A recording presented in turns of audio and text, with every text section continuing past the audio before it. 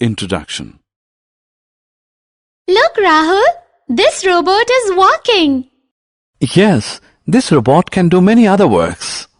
Rahul, do you know the difference between living and non-living things? Ruchika, I know only one difference, that living things move. But if it is true, then why this robot is not considered as living? Children, in this lesson, we will learn about characteristics of living things. Life. Life is unique, complex cellular organization of molecules, expressing it through chemical reactions which lead to growth, development, responsiveness, adaptation, and reproduction. Characteristics of living things.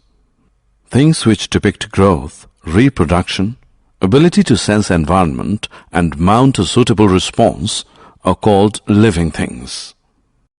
Plants and animals both are living. Therefore, biology deals with the study of both plants, botany, and animals, zoology. All living organisms share following basic characteristics: sense and respond to change, growth and development, give off waste, reproduce. Living things have cells. Each living being has a distinct individuality. It cannot be broken into two or more independent parts. The body of a living being is made of one or more cells. Cells are considered to be structural and functional unit of life.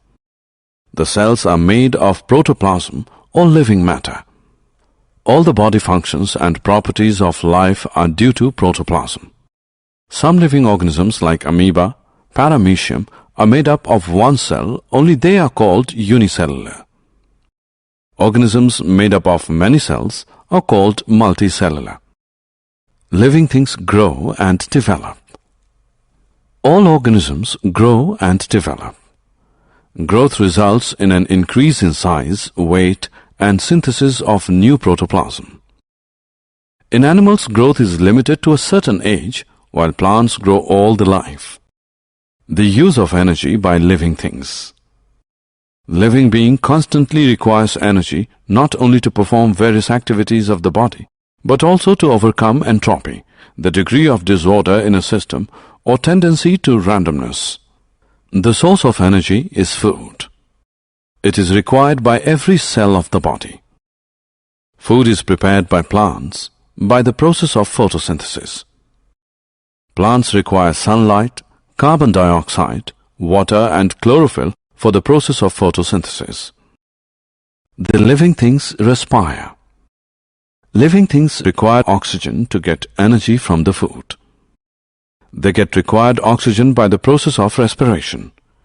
During respiration, oxygen is breathed in, and through the blood it reaches each and every cell of the body. Human beings have lungs for respiration. Fishes have gills, and cockroaches have spiracles. Living things sense and respond to change.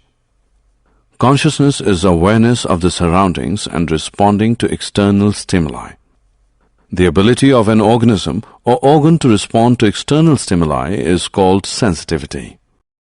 Living things reproduce. Young ones grow and become mature. They develop the faculty to produce young ones of their own type. Life comes from pre-existing life. Summary. Let us summarize what we have learned. In the world, there are two types of structures: living and non-living.